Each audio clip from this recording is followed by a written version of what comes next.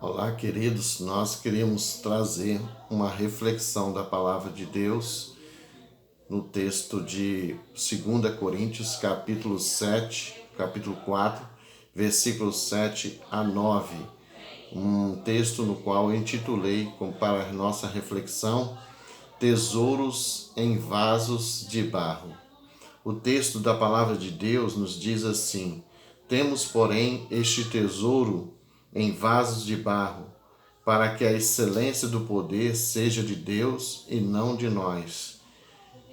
Em tudo somos atribulados, porém não angustiados, perplexos, porém não desanimados, perseguidos, porém não desamparados, abatidos, porém não destruídos, levando sempre no corpo o morrer de Jesus, para que também a sua vida se manifeste em nosso corpo. Nesse texto da palavra de Deus, o apóstolo Paulo coloca por um lado de que nós temos um tesouro, ou seja, ele valoriza a questão de sermos portadores da imagem e semelhança de Deus. Teologicamente podemos dizer que esse tesouro é isso.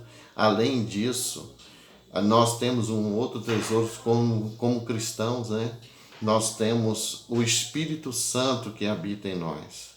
Ainda que tudo isso seja verdade, não podemos negar uma outra realidade que Paulo traz aqui para nós, é que nós somos constituídos de barro. O barro é uma figura na Bíblia para dar não somente apontar não somente para a nossa origem, mas também a nossa condição de fragilidade. Então, por um lado, nós somos portadores da imagem e semelhança de Deus, somos santuário do Espírito Santo. Por outro lado, a Bíblia aponta para a nossa fragilidade. Nesse contexto que nós estamos vivendo de pandemia, mais do que nunca, esta frase de que nós somos frágeis vem à tona, vem à nossa reflexão. Um vírus tão pequeno hoje tem abalado a economia, abalado igrejas, abalado pastores, líderes mundiais, líderes espirituais. Então nós vemos que é muito pertinente o que nós estamos refletindo aqui, uma vez que a Bíblia mostra isso. Ainda que a Bíblia mostre isso, de que nós somos frágeis, e Paulo vai falar logo na sequência sobre tribulação, perplexidade, perseguição, sermos derrubados. Todavia, ainda que Paulo fala sobre isso, sobre esse bem realista nesse sentido, por outro lado ele diz que nós podemos dar uma resposta a tudo isso. Quando ele fala, por exemplo, em tudo somos atribulados, porém, existe o porém da fé, não angustiados. Também Paulo diz que nós ficamos perplexos muitas vezes, e na realidade ficamos mesmo com muitas coisas que têm acontecido. Mas Paulo diz que nós não podemos desanimar. Ele diz também que em tudo somos perseguidos, mas não desamparados. Em tudo em muitas situações somos derrubados ou abatidos, mas não destruídos. Eu queria falar sobre cada uma dessas frases de Paulo, mas antes eu preciso ressaltar que o que Paulo está nos orientando aqui, ele não nega a realidade de tribulação, perplexidade e de perseguição que muitas vezes vivemos ou muitas vezes podemos cair por uma razão ou outra, mas não seremos destruídos, é o que Paulo está colocando aqui. O que ele está colocando para nós é que nós não temos como opção na vida optar ou escolher entre ter ou não tribulação. Nós, uma vez ou outra, passaremos por tribulação. Também não podemos optar de ficar ou não perplexo, porque na vida temos perplexidade. Não podemos optar ser ou não perseguido, porque isso vai acontecer, principalmente nós que seguimos a Jesus, essa é uma realidade. Não podemos optar ou não por estar uma vez ou outra ser derrubado, alguém querer passar a perna em nós. Mas Paulo está dizendo que em cada uma dessas circunstâncias é opção nossa responder a tudo isso com fé. E o que ele entende? Por exemplo, em relação à tribulação, Paulo diz que nós devemos optar por não angustiar. O que é tribulação?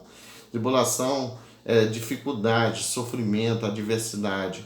Mas o que Paulo está dizendo é que em tudo somos atribulados, mas temos que optar por não angustiar. Angústia significa sufocamento, asfixiamento, inquietude, preocupação, ansiedade. Eu sei que no contexto que estamos vivendo, difícil falar isso, não viver com ansiedade, não viver preocupado. Mas nós temos textos na Bíblia nos quais, por exemplo, o próprio Paulo, que passou por diversas tribulações, é o maior exemplo disso, mas ele estava, por exemplo, lá sendo açoitado lá na prisão de Filipos. No entanto, Paulo e Silas optaram por louvar a Deus nessa circunstância, porque em tudo devemos dar graça. A angústia bate à nossa porta, a preocupação, a ansiedade, mas devemos optar por não angustiar. Também Paulo diz que em tudo ficamos perplexos, mas não podemos desanimar. É interessante esse texto porque perplexidade é o que mais nós estamos tendo ultimamente. Ficamos perplexos com a violação dos direitos humanos, com pessoas de bem sendo presas, a fome, a desigualdade, tudo isso nos deixa perplexos. Entretanto, Paulo diz que em tudo isso não podemos desanimar. Foi o próprio Jesus que nos disse em João 16:33, no mundo tereis aflições, mas tende bom ânimo, eu venci o mundo. Outra questão que Paulo coloca aqui nesse texto é que em tudo somos perseguidos. Se nós analisarmos a história da igreja, os 3 primeiros séculos foram marcados por perseguições do poder estatal. Nós temos as perseguições de Nero, registradas historicamente, temos as perseguições de Diocleciano, temos perseguição de Justiniano, né? E tantos homens que perseguiram a igreja. O próprio Justiniano, depois de tantas perseguições, chegou a dizer: tu venceste Galileu. Ele estava se referindo a Jesus e ao cristianismo, porque ele tentou extinguir o cristianismo, mas isso não foi possível e não será possível. E por isso que o Paulo diz que em tudo somos perseguidos, mas não desamparados. Não desamparados, porque há uma promessa de Deus, de presença de Deus na nossa vida e na história da igreja, que as portas do inferno não prevalecerão contra a igreja. Também há uma promessa de Jesus que eis que estou convosco todos os dias, até a consumação do século. Por fim, Paulo diz que em tudo somos abatidos. Outras traduções diz derrubados, mas não destruídos. Essa última palavra de Paulo é muito interessante, porque em muitas circunstâncias da vida, algumas pessoas querem passar a perna em você, quer até mesmo te derrubar. Mas veja o que Paulo está colocando aqui, o porém da fé. Ele diz, porém, não somos destruídos. Cito 2 exemplos para ilustrar essa frase de Paulo. E esses 2 exemplos se referem, primeiro, a Daniel, cujos inimigos tentaram de todas as formas incriminá-lo, criminalizar. O único crime que encontraram em Daniel foi o fato de ele orar.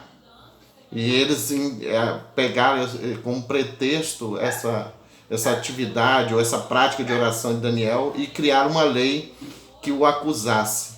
E eles sabiam que Daniel orava, então a lei era que não orasse a outro Deus. E Daniel estava lá todos os dias orando. Daniel foi, por essa razão, colocado na cova dos leões. Mas os irmãos sabem a história de Daniel. Ele saiu de lá no outro dia ileso, porque tentaram destruir Daniel. Mas tentamos até tirar o cargo dos servos de Deus, persegui-los, tentar derrubá-los, mas, entretanto, a palavra de Deus diz que não podemos ser destruídos. segundo exemplo que eu dou para ilustrar essa frase de Paulo é uma história que eu li uma vez numa revista teológica, que conta uma história de uma menina que estava lá na China e a perseguição era tão grande quanto as igrejas que derrubaram uma igreja, destruíram uma igreja e disseram assim para ela: agora nós destruímos a sua igreja.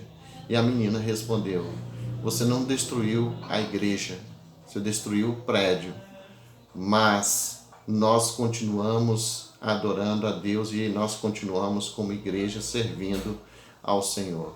Porque destruíram o prédio, mas não a igreja.